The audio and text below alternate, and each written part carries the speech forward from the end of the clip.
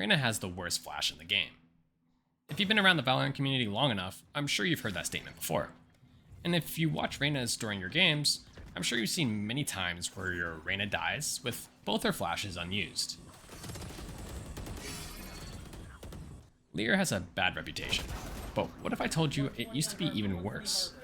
It wasn't until patch 5.07, 4 episodes later since Reyna's release, where her Leer received its first set of buffs.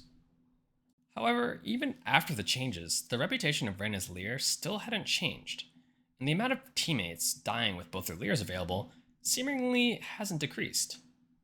But what makes Reyna's Leer so bad in the first place? Well, a couple answers you might run into are, it takes a long time for that actual blind after she throws it, it's easy to break even after it deploys, oftentimes there are blind spots that get you killed, and sometimes the ability just doesn't work. On top of Reyna's Leer being regarded as bad, you'll often hear that her ultimate is pretty useless too. Now, most agents have 3 abilities and an ultimate, while Reyna only has really 2 abilities and an ultimate. A character with one of her 2 abilities being pretty useless, while also not having an impactful ultimate, must be pretty bad, right? Well, Reyna is still one of the statistically highest performing agents in all of Valorant, throughout most ranks. If so much of Reyna's kit is invaluable to her team, why does she win so much? It's because her Devour and Dismiss is so broken that it makes up for the rest of her kit? That could very well be the case, but I think the value from her other abilities are better than we think. Now, I love a good hypothesis, so this was all the motivation that I needed to do a deep dive on one of the most simple and misused abilities in all of Valorant. Now, Leer is a pretty basic ability on the surface, but it actually has quite a few more layers compared to most other flashes.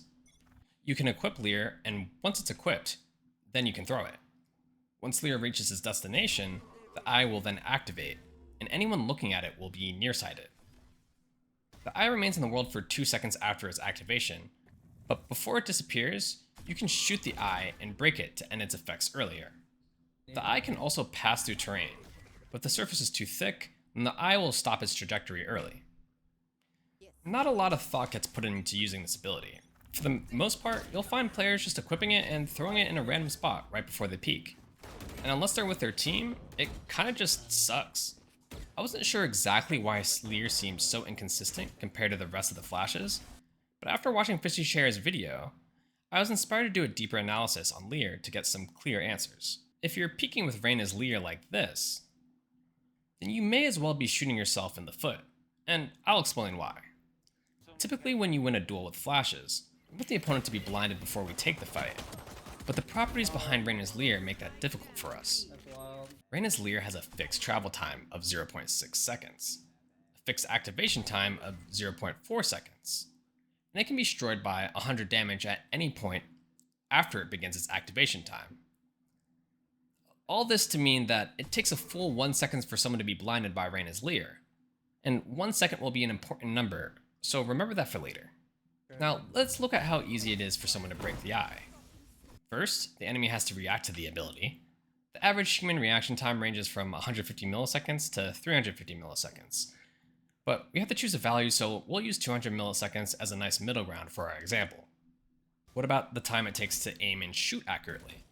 Well, that's definitely variable depending on how far the target is away, but for a relatively close flick like this, we'll take about 0.2 seconds.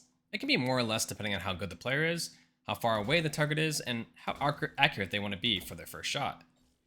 Thanks to Fishy Chair's video, we know the time it takes to kill a Reyna Leer with a Vandal is about 0.205 seconds, and the time it takes you to reset your recoil and shoot a new target is about 0.3 seconds. Putting all that together, we can see the time it takes to react to a Leer, aim, shoot, and be ready to shoot an enemy is a total of 0.905 seconds. Do you remember our magic number? 1 second.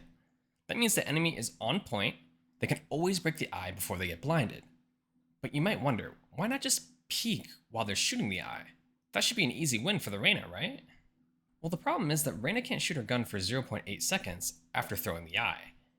That leaves the Reyna player with a small advantageous window that they can take advantage of. Okay, now that's a lot of numbers and theory. In practice, the enemy won't get perfect timing on shooting the eye, they might miss, and they might just undershoot or overshoot the exact number of bullets needed to kill the eye in the first place.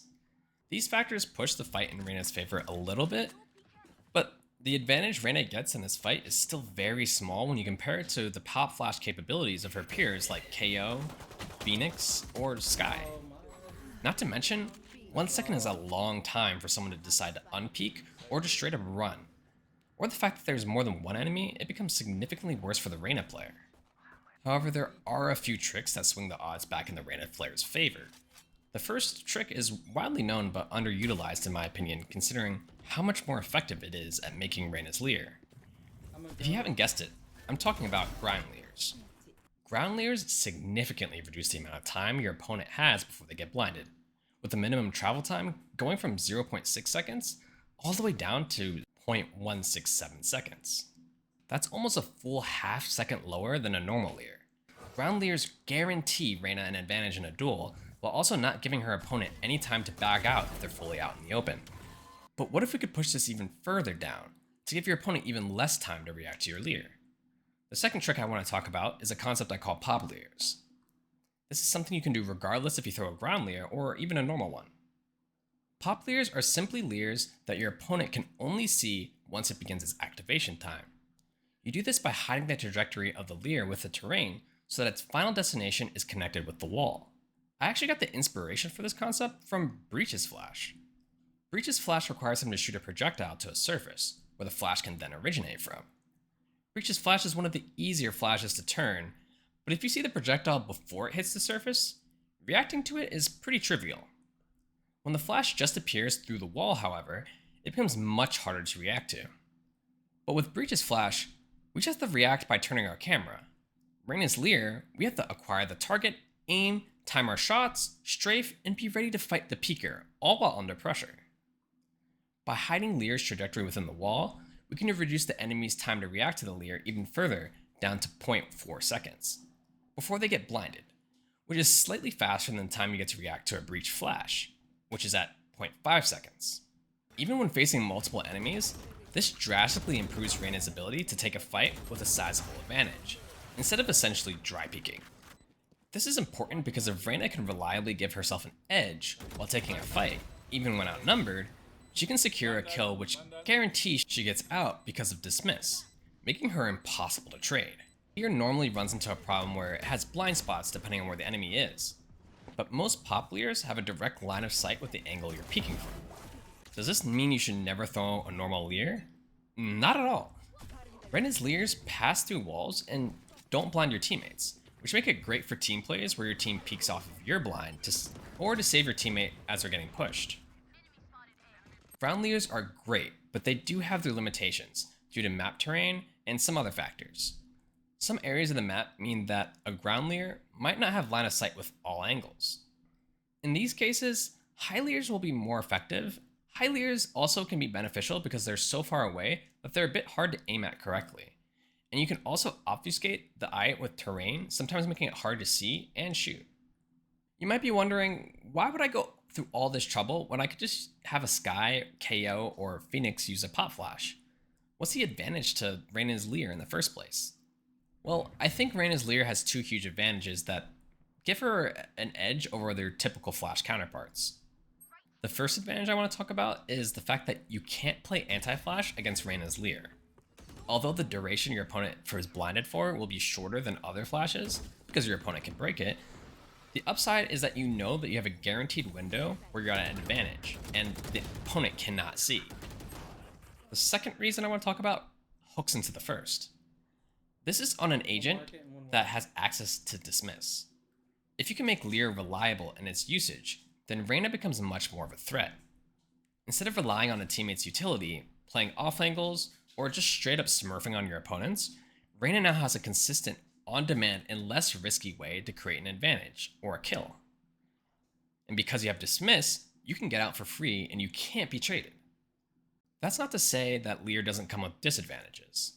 I covered some of them in the beginning of this video, and even after applying some of the tricks, there are still a few areas that have issues. Nearsight loses to all people holding close angles. something that normal flashes don't have to worry about.